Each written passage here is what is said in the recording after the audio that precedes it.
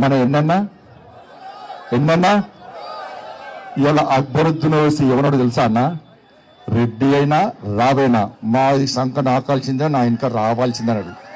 వీళ్ళ బతికెక్కడా నా బతుకు. ఇద్దరు బాధ్యత కాంగ్రెస్ వాళ్ళు బీఆర్ఎస్ పోయి చి ఇదేం బతుకన్నా వీళ్ళది. వాడు గంట ఘోరంగా మాట్లాడితే అంతకుముందు వాడు ఆడవాడాడు, ఇప్పుడు వీటి సంఖ్య వచ్చింది. ఆయన నేను రాంగ చూపెట్టాను, ఇంతకుముందు ఫోటో చూపెట్టాను ఒక ఆయన. ఏ ఫోటో ఉంది ఇంతకుముందు ఫోటో చూపెట్టారు ఒక ఆయన. కాంగ్రెస్ పార్టీ అభ్యర్థి టోపీ పెట్టుకున్నాడు, ముఖ్యమంత్రి టోపీ పెట్టుకున్నాడు, అటు పక్కన అజరుతున్నాడు. అడిగి నవ్వుతాడు. ఏంటంటే వీళ్ళు పగటి పిచ్చగాలి, వీళ్ళు పగటి వేషాలు కొత్త పిచ్చగాలి. వీళ్ళే మనుషులు రా భయ్. నేనే టోపీ పెట్టుకోలే, టోపీ పెట్టుకోవాల్సి పెట్టుకోలే, ఎవరు పెట్టుకుంటారు పెట్టుకున్నా టోపీ. వాడు నవ్వుతున్నాడు, వీడు మా ఓట్ల కోసం మా చుట్టూ గిట్లా తిరుగుతారా వీళ్ళు అని కలిసే నాకు. నేనన్నా రేవంత్ రెడ్డి ఇలా అజరుద్దీన్కి టోపీ పెట్టకుండా నువ్వు పెట్టుకున్నావు చూసినావా, నాకు వేణుమాధవే గుర్తొచ్చింది అన్న. ఇలా నీ క్యాండిడేట్ పెట్టుకున్నాడు చూసినావా, నేనంటున్నా అరే నీకు దమ్ముంటే ఇదే హజరుద్దీన్ మా హిందువులం ఏ పండుగ చేసినా ఏ పూజ చేసినా మొట్టమొదటిసారి విఘ్నేశ్వర స్వామికి పూజ చేస్తాం. నీకు దమ్ముంటే అదే హజరుద్దీన్ కి బొట్టు పెట్టి వక్రతుండ మహాకార్య సూర్యకోటి సమప్రభ నిర్విఘ్నం కుర్మే దేవా సర్వకార్యేషు సర్వదా అని చెప్పి నీకు పాడిచ్చే దమ్ముందా రేవంత్ రెడ్డి అని నేనంటున్నాను. నమాజ్ నవ్వుతున్నా వాళ్ళు.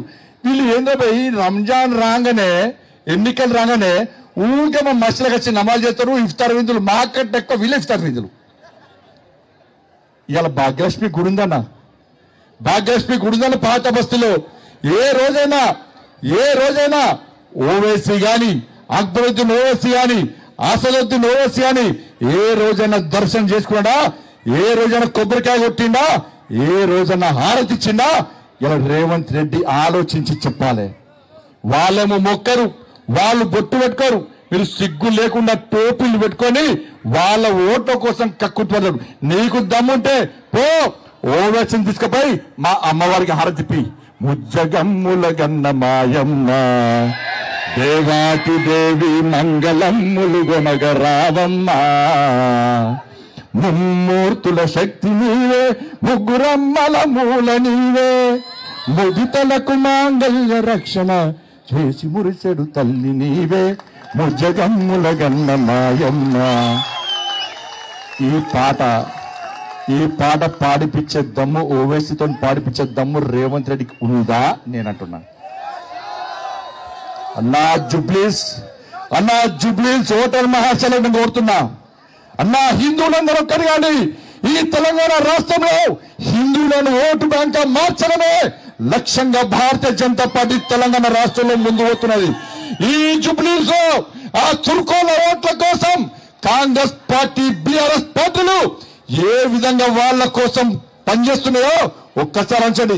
అక్క ఇలా పైసలు మీకు ఇస్తలేదక్క, సిగ్గు లేకుండా తురుకోళ్ళని ఇళ్ళలో పడి మీ దండం పెడతా, మీ కాళ్ళు మొక్తాని కాంగ్రెస్ వాళ్ళు పోయి మేము మిక్సీలు ఇస్తాము, మేము గ్రైండర్లు ఇస్తాము, మేము కుటుంబిష్ ఇస్తాం, మీ దండం పెడతాం, మీ కాళ్ళు మొక్తాని కాంగ్రెస్ వాళ్ళు పోతున్నారు అక్క. బీఆర్ఎస్ వాళ్ళు అక్క మీ దండం పెడతా, మీ కాళ్ళు మొక్తా, మేము 10,000 రూపాయలు ఇస్తాం, మాకు ఓటేయని అంటున్నారట. ఇవాళ ముస్లిం మహిళలు బీజేపీ తప్ప కాంగ్రెస్ పార్టీకి ఓటేయరన్నా. వాళ్ళు మన ఆడబిడ్డలన్నా నరేంద్ర మోడీ వాళ్ళ సొంత అన్నలక చూస్తారన్నా. కానీ రేవంత్ రెడ్డి సార్ ఏం చేసింది తెలుసా? 40,000 బుర్కాలు తెప్పించింది పాకిస్తాన్ నుంచి. 40,000 బుర్కాలు తెప్పించి ఇలా వాళ్ళతో దొంగోట్లు వేయించడానికి ప్రయత్నం చేస్తుంది. కాబట్టి ఇక్కడున్న ముస్లిం మహిళలు జాగ్రత్తగా ఉండాలి అన్న. రాజ్యాంగం అందరికీ ఒకటే, ఎలక్షన్ కమిషన్ అందరికీ ఒకటే. నేను ఎలక్షన్ కమిషన్ విజ్ఞప్తి చేస్తున్నా, మీరు ఓటు వేసేటప్పుడు తప్పకుండా ఫేస్ చూడాలి, ఓటు వేయించాలి. ఓటు వేయిస్తేనే రాజ్యాంగం అందరికీ ఒకటే. ఎవరి అయ్య జాగిరి కాదు, ఎవరి తాత జాగిరి కాదు. అందుకే జుబ్లీస్ ఎన్నికలన్నా గెలవాలన్నా మనం లేకుంటే బీఆర్ఎస్ వాడితే రానేరాడు. కాంగ్రెస్ కు బీజేపీకే పోటీరా. కాంగ్రెస్ వాళ్ళు ఏం చేశారు? మాకు ముస్లిం ఓటు బ్యాంక్ కోసం చూస్తున్నారు. మరి 3 లక్షల మంది హిందువులు ఓటు బ్యాంక్ అవుతారా కారా? పక్కా చెప్పురన్నా.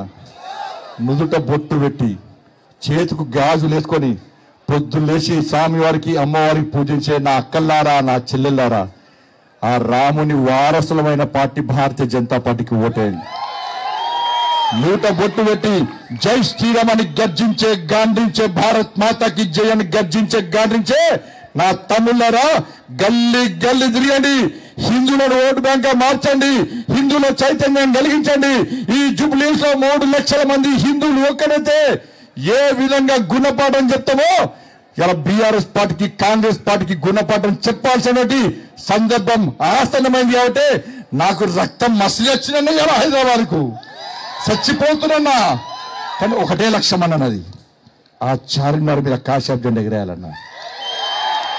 కాదా నమ్మరతోని కాదా అన్న? అక్కడ అరే మనని చార్మినార్ రాని అన్నారన్న పోయినావా లేదా? అది జరగాలంటే ఇక్కడ ఏం కావాలి? ఇక్కడ ఏం కావాలి?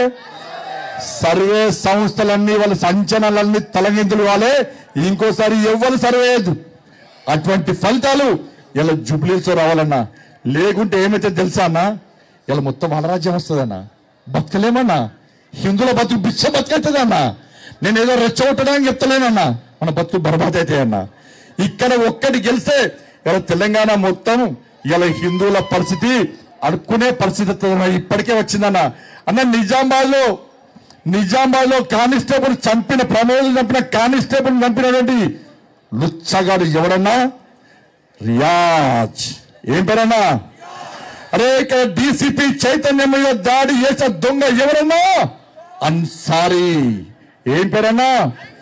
అరే మన గో రక్షకుడు సోన్ మీద దాడి చేసింది ఎవరన్నా? ఇబ్రహీం. ఎవడన్నా? ఇబ్రహీం. కానీ ఎక్కడ శ్రీనివాసో రమేషో సురేషో ఎవరు లేరు కదన్నా, ఎవరు లేరు కన్నా.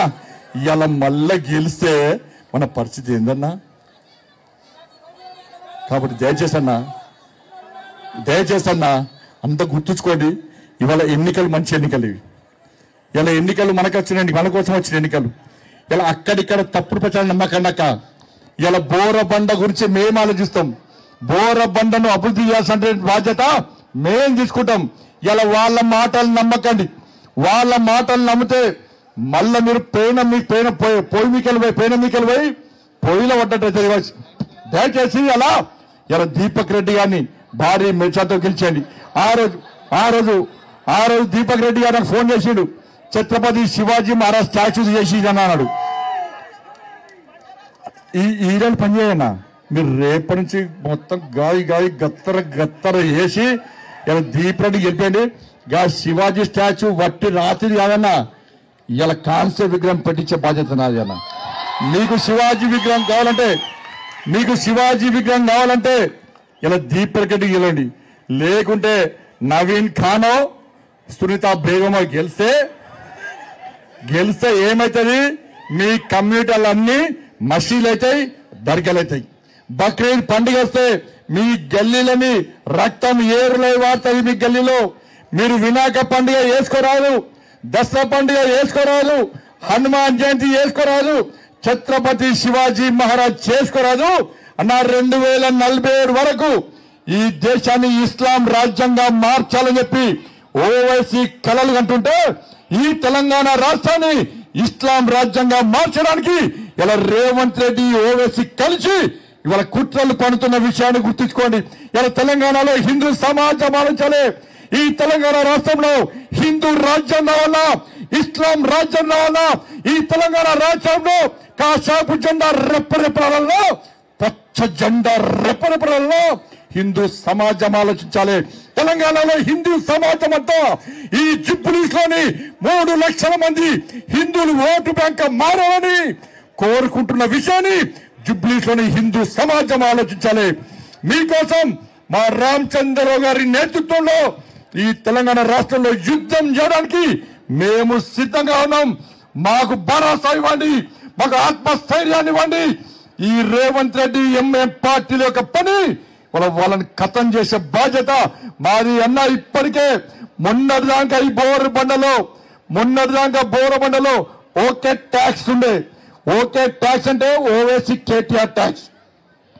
ఇప్పుడు కాంగ్రెస్ గెలిస్తే ఒరే ట్యాక్స్ అవుతుంది. ఒరే ట్యాక్స్ అంటే Owaisi Revanth tax.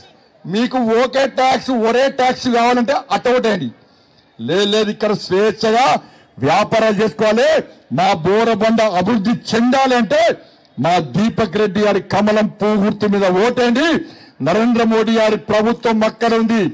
Double engine సర్కార్ ఉంటే ఆంధ్రప్రదేశ్ ఏ విధంగా అభివృద్ధి చెందుతుందో ఇలా డబుల్ ఇంజన్ సర్కార్ తెలంగాణ రాష్ట్రంలో ఏర్పడితే ఇవాళ మనకు న్యాయం జరుగుతుంది.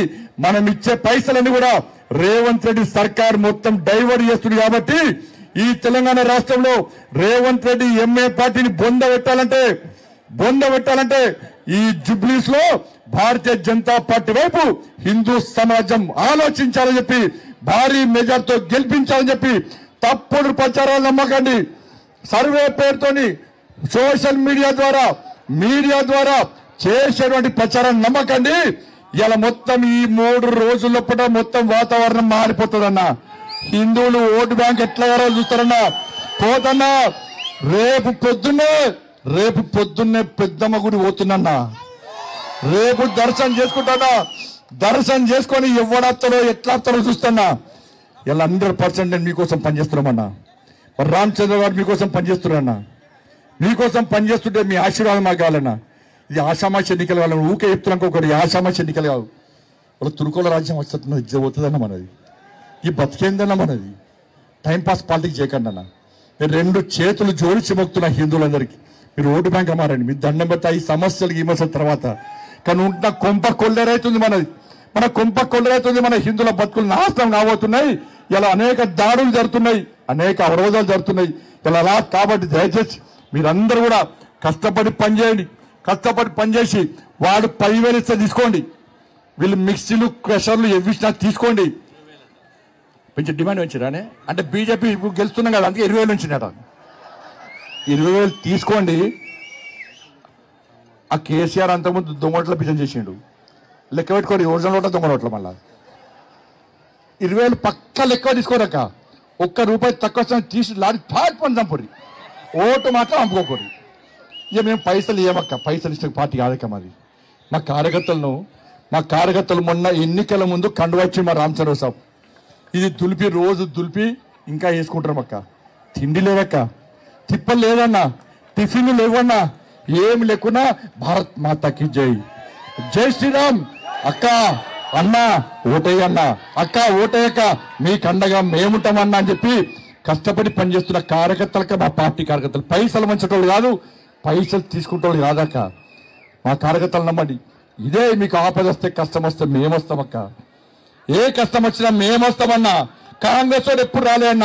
కేసీఆర్ కొట్లాడితే కేసీఆర్ కొట్లాడింది మేమన్నా. ఇబ్బంది పడ్డది